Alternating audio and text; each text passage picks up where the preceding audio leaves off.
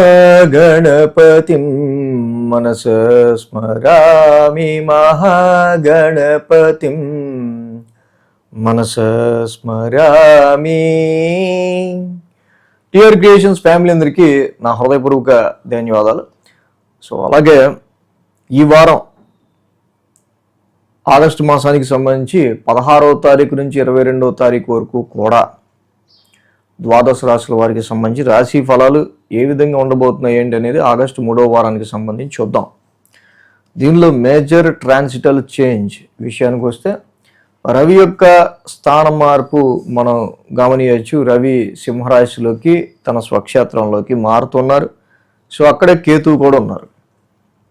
అలాగే ఇక్కడ ఇక మిగతా ప్లానెటరీ యొక్క పొజిషన్ చూస్తే మిథునంలో కుజుడు, కర్కాటకంలో బుధ గురులు, సింహంలో రవి కేతువులు, కన్యలో నీచరాశిలో శుక్రుడి యొక్క సంచారం జరుగుతుంది. కుంభంలో రాహువు, శని రిట్రాగ్రేషన్లో మీన రాశిలో సంచారంలో ఉంటూ ఉన్నారు. ఈ వారం చంద్రగమనం కూడా మనం ఒకసారి చూసినట్టయితే కనుక కన్య, తుల, వృశ్చిక ఈ 3 రాశుల మీదుగా చంద్రుని యొక్క గమనాన్ని కూడా మనం చూడొచ్చు. అదేవిధంగా ఇక్కడ మనం చూసినట్టయితే కనుక మెయిన్గా ఈ వారం ఈ చంద్రుని యొక్క గమనం ఆధారంగా అలాగే ఈ గ్రహాల పరిస్థితి ఆధారంగా ద్వాదశ రాశుల వారికి ఎలా ఉండబోతుంది ఏంటి అనేది ఇప్పుడు చూద్దాం. మేషరాశి వారికి సంబంధించి చూస్తే కనుక వీళ్ళకి తృతీయంలో కుజుడి యొక్క సంచారం అనేది జరుగుతూ ఉంది. అలాగే చతుర్థంలో బుధుడు, లాభంలో రాహు ఈ 3 గ్రహాల యొక్క అనుకూలత అయితే ఈ మేషరాశి వారికి బాగా కనిపిస్తూ ఉంది. అదేవిధంగా ఇక్కడ రాశ్యాధిపతిని కుజుడి యొక్క సంచారం పరాక్రమ స్థానంలో మేషరాశి వాళ్ళకి యోగించదగిన విషయం ఏ విషయాల్లో అంటే ఎనీ సిచ్యువేషన్, జాబ్లో కావచ్చు, ఎనీ టాస్క్ రిసీవింగ్, ఏదన్నా మీరు ఒక టాస్క్ని స్వీకరించడానికి కావచ్చు, దానికి తగ్గ విల్ పవర్, నేను చేయగలను అనే విల్ పవర్ని పరాక్రమ స్థానంలో Mars is the fighter, third house is the house of పరాక్రమ స్థానం. రాశ్యాధిపతి అక్కడ ఉన్నాడు కాబట్టి విల్ పవర్కి ఏమాత్రం ఢోకా ఉండదు. ధైర్య సాహస లక్ష్మి అంటారు కదా, కొన్నిసార్లు ధైర్యంగా తీసుకునే డెసిషన్స్, వేసే స్టెప్స్ వల్ల కూడా చాలా వరకు మనం పరిణితిని అలాగే దాంతోపాటు ఆరోగ్యాన్ని దాంతోపాటు వెల్త్ని కూడా సాధించే ఆస్కారాలు ఈ కుజుడి వల్ల ఉంటాయి.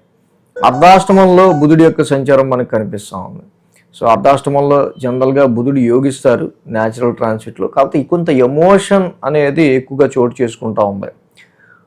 అలాగే లాభస్థానంలో ఇక రాహు, నేను చెప్పా ఏలినాడ్స్ నడుస్తున్నా కూడా మేషరాశి వారికి వన్ ఆఫ్ ద వెన్నుదన్నుగా వెరీ బ్యాక్ సపోర్టెడ్ ప్లానెట్గా నిలిచింది మాత్రం రాహువే. ఈ వారం మనం చూసినట్టయితే కనుక ఈ రాశి వాళ్ళకి మెయిన్గా ఇక్కడ 6, 7, 8 స్థానాల మీదుగా చంద్రుని యొక్క సంచారం ఉంది. ఆది, సోమ, మంగళ, బుధ 4 రోజులు చంద్రబలం కూడా ఈ రాశి వాళ్ళకి అనుకూలంగా ఉంది. ఇప్పుడు చంద్రబలం ఈ రాశి వాళ్ళకి అనుకూలంగా ఉంది. ఓకే, షష్టమ స్థానం నుంచి చంద్రుని యొక్క సంచారం జనరల్గా మనకు కనిపిస్తూ ఉంది. సో ఇక్కడ చూస్తే కనుక నీచ శుక్రుని యొక్క సంచారం రాశి వాళ్ళకి నడుస్తూ ఉంది. వ్యాపార పరంగా కానీ, మ్యారిటల్ లైఫ్ పరంగా కానీ, లేకపోతే స్పౌజ్కి భార్య భర్త సిక్నెస్ కానీ, కొన్ని సందర్భాల్లో ఫీమేల్ పర్సనాలిటీస్తో అనవసరమైన గొడవలు కానీ, ఆర్గ్యుమెంట్స్ కానీ అవ్వకుండా చూసుకోవాల్సిన అవసరం ఉంది. అలాగే లోన్స్ రీత్యా ఖర్చు విషయంలో కొంచెం జాగ్రత్త వహించడం, అప్పులు తీసుకోకుండా ఉండటం ఈ సమయంలో చాలా మంచిది. ధనపరంగా, ఫైనాన్షియల్ పరంగా తీసుకునే డెసిషన్స్ ఏవైతే ఉంటాయో వ్యాపారానికి సంబంధించి వాటిని జాగ్రత్తగా ఈ టైంలో తీసుకోవాల్సిన అవసరం కూడా కనిపిస్తూ ఉంది. ఏదైనా ఆర్థికపరమైన విషయాల్లోనూ వ్యాపారపరమైన విషయాలను కొంచెం జాగ్రత్త వహించడం చాలా మంచిది. ఇక మంగళ, బుధవారాలు చూస్తే సప్తమ స్థానంలో చంద్రుని యొక్క సంచారం.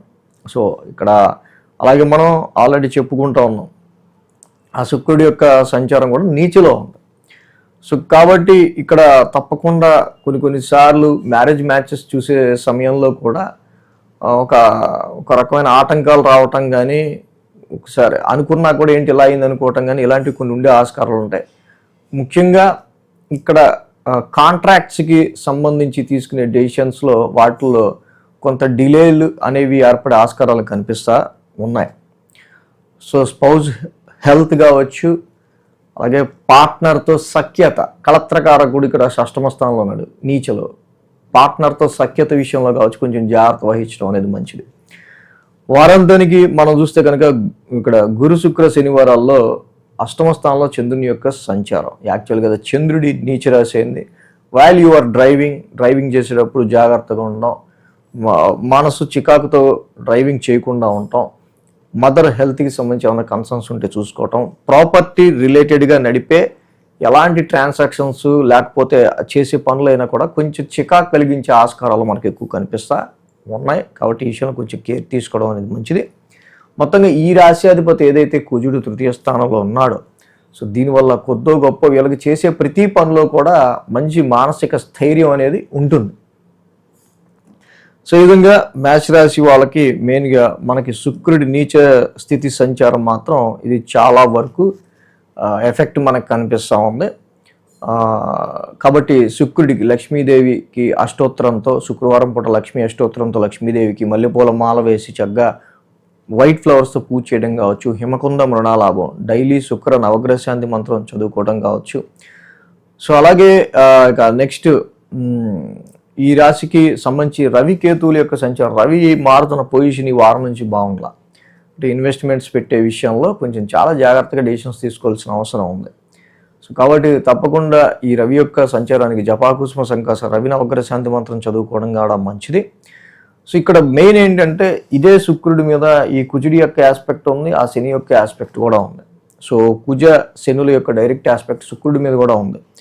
సో కాబట్టి శుక్రుడు నీచులో ఉండడమే కాకుండా కొంచెం ప్రాబ్లమాటిక్ పొజిషన్లో ఉన్నాడు. కాబట్టి సో తప్పకుండా ఇక్కడ నేను చెప్పిన విషయాలు వ్యాపారానికి సంబంధించి ఆర్థికపరమైన విషయాలకు సంబంధించి స్పౌస్కి సంబంధించి తీసుకునే నిర్ణయాలు వాటికి సంబంధించిన విషయాల మీద ఏకాగ్రత అనేది అవసరంగా మనకైతే కనిపిస్తూ ఉంది. సో ఏలినాటి శనికి కూడా ప్రతి శనివారం తైలాభిషేకం చేసుకోండి. ఇంకా మంచి ఫలితాలు మేషరాశి వాళ్ళకు ఉంటాయి. ఈ వీడియో కనుక మీకు నచ్చినట్లయితే లైక్ చేయండి, షేర్ చేయండి. మరిన్ని అప్డేట్స్ కోసం సబ్స్క్రైబ్ చేయడం మాత్రం మర్చిపోకండి.